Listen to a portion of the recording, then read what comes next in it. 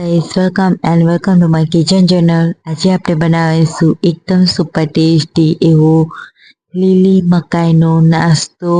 અને તમે આ નાસ્તો તમે ક્યારે પણ નહીં બનાવ્યો હોય તો આજે આપણે દૂધી અને મકાઈનો એકદમ નવો નાસ્તો બનાવવાના છે.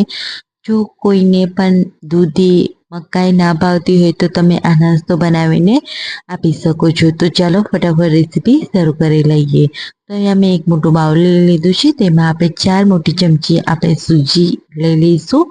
ત્યારબાદ આપણે 1 વાટકી ભરીને ચણાનો લોટ લઈ લઈશું. 3 મોટી ચમચી તેમાં આપણે નોર્મલ દહીં મેં લીધું છે તે એડ કરી દઈશું અને અડધો લીંબુનો રસ એડ કરીશું, જેથી જે આપણો નાસ્તો છે તે એકદમ સરસ એવો ચટપટો અને એકદમ સરસ એવો બનશે. હવે આપણે તેને બરાબર મિક્સ કરી લઈશું અને તેમાં થોડું પાણી એડ કરી અને આપણે જે લોટ છે તે બધા જ આપણે સરસ રીતે મિક્સ કરી લઈશું. આપણે વધારે પાણી એડ નથી કરવાનું. અહીંયા આપણે લોટ થોડા એવા ભીના થાય એટલે જ આપણે બેટર આપણું સ્મૂથ એવું તૈયાર થાય એટલું જ આપણે પાણી એડ કરીશું. હવે આપણે ઢાંકણ ઢાંકી અને તેને 10 મિનિટ રેસ્ટ આપીશું. ત્યાં સુધી આપણે દૂધી અને મકાઈ લઈ લઈશું. તો મેં અહીંયા અડધી દૂધી અને અડધી મકાઈ લઈ લીધી છે. દૂધીને આપણે છાલ ઉતારી દઈશું અને તેને ધોઈ લઈશું. અહીંયા મેં ધોઈને લઈ લીધી છે દૂધીને અને તેના આપણા ઝીણા ઝીણા આપણે ટુકડા કરી લઈશું આ રીતના. તો મેં અહીંયા આખી દૂધીના સરસ એવા ટુકડા કરી લીધા છે અને જે મકાઈ છે તેને પણ આપણે આ રીતે ચપ્પાના મદદથી દાણા છે તેના તે કાઢી લઈશું. તો અહીંયા મેં દૂધી અને મકાઈ છે તેને એકદમ સરસ રીતે દાણા આપણે આ રીતે કાઢી લીધા છે અને મકાઈને પણ આપણે દૂધીને કટ કરી લીધી છે. હવે આપણે એક મિક્સર જાર લઈ લઈશું અને આપણે દૂધી અને મકાઈ છે તેને આપણે એડ કરી દઈશું.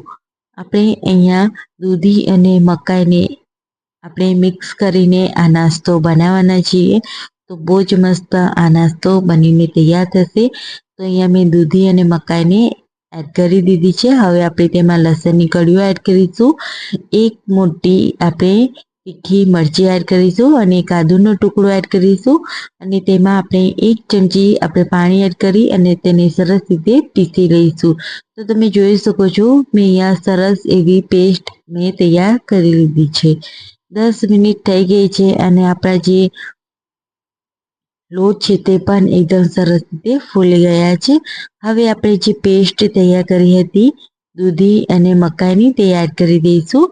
ત્યારબાદ આપણે 1 ચમચી હળદર પાવડર, 1 ચમચી લાલ મરચું પાવડર, અડધી ટીસ્પૂન હજમો, સ્વાદ અનુસાર 1 ચમચી મીઠું, અડધી ટીસ્પૂન ગરમ મસાલો, ½ ટેબલ સ્પૂન કાળી મરીનો પાવડર અને બધું જ આપણે સરસ રીતે મિક્સ કરી લઈશું. અહીંયા આપણા બધા મસાલા છે તે મકાઈની પેસ્ટ સાથે આપણે બધું મિક્સ કરી લેવાનું છે. તો અહીંયા તમે જોઈ શકો છો બેટર છે તે એકદમ ઠીક એવું આપણું બનીને તૈયાર છે.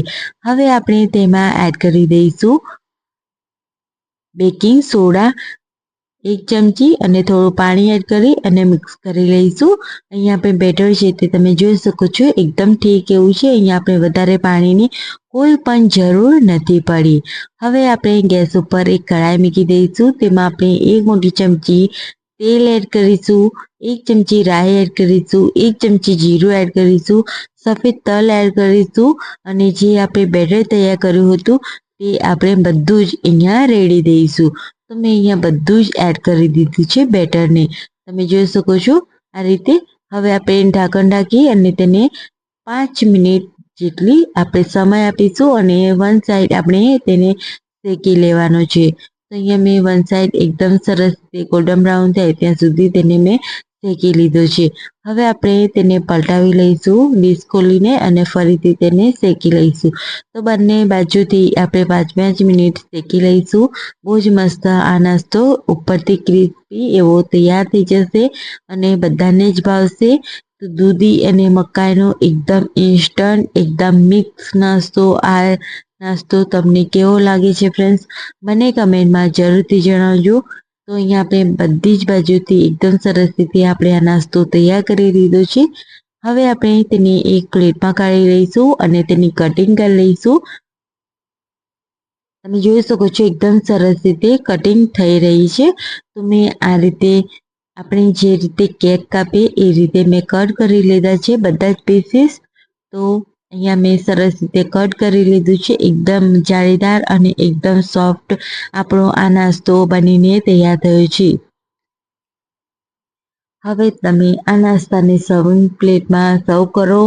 ટમેટો કેચઅપ ગ્રીન ચટણી સાથે, અથવા તો તમે બાળકોને લંચ બોક્સમાં પણ આપી શકો છો. એટલો સરસ એવો આ નાસ્તો બનીને તૈયાર થાય છે. તો ફ્રેન્ડ્સ, આજની રેસીપી તમને થોડી પણ પસંદ આવતી તો ફટાફટ એક લાઇક એન્ડ ચેનલને ફટાફટ સબસ્ક્રાઈબ જરૂરથી કરી લેજો. મેં અહીંયા ટમેટો કેચઅપ સાથે આ નાસ્તો સર્વ કર્યો છે. રેસીપી સાથે અને આવા જ નવા વિડીયો સાથે આવતી રેસીપીમાં મળીશું. ત્યાં સુધી બધાને આવજો, બાય બાય, ટેક કેર.